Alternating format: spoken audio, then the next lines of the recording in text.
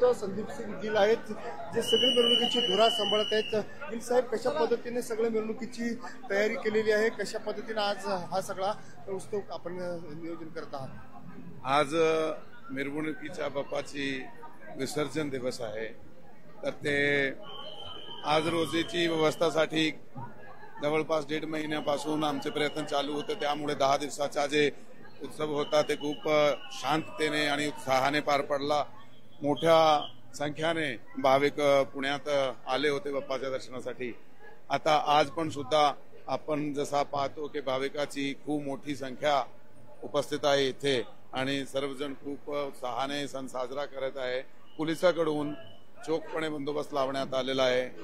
आमचे पोलीस मदत केंद्र 24 तास 10 दिवसापासून काम करत आहे सुद्धा, ते पण आज चालू आहे. त्याचबरोबर संपूर्ण रूटवर जागेवर वॉच टॉवर उभारण्यात आलेला आहे. पेट्रोलिंग टीम आहे. महिला सुरक्षा संबंधी विशेष उपाय करण्यात आलेले आहे. कुठल्याही प्रकारच्या गुन्हेगारीला आळा घालण्यासाठी विशेष पेट्रोलिंग टीम देण्यात आलेला आहे.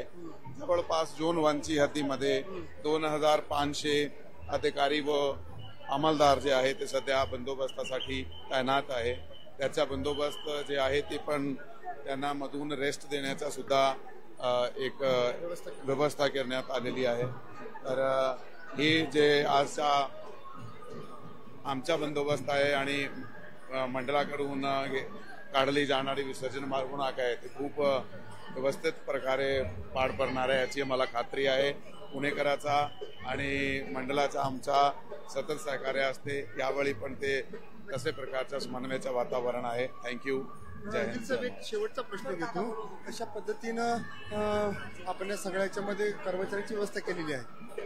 कर्मचाऱ्यांची व्यवस्था जी आहे ती कशा पद्धतीने केली जाणार विश्रांतीसाठी? हो, त्यासाठी कसं आहे की दरवेळी जे मानाचे गणपती आहे ते आधी जात आहे. तदनंतर शिवाजी रोडने जाणारे आणि लक्ष्मी रोडने जाणारे जे मंडळ आहे त्या मंडळासाठी नंबर दिले जात आहे. त्यांना ते वेळसर त्याचे गाड्या लाईनवर लावली जाते. ते मंडळाने खूप सहकार्य केला आहे. जशा प्रकारे त्याची आणि आमची एक बैठकचे नंतर ते नंबर वगैरे देण्यात आलेले आहे आणि ते शिस्तपणे मिरवणूक निघणार आहे. कुठल्याही प्रकारची अडीअडचणीचा विषय नाही. तर हे होते संदीप सिंग गिल, पोलीस उपायुक्त, लोकशाही चंद्रशेखर भांगे, पुणे.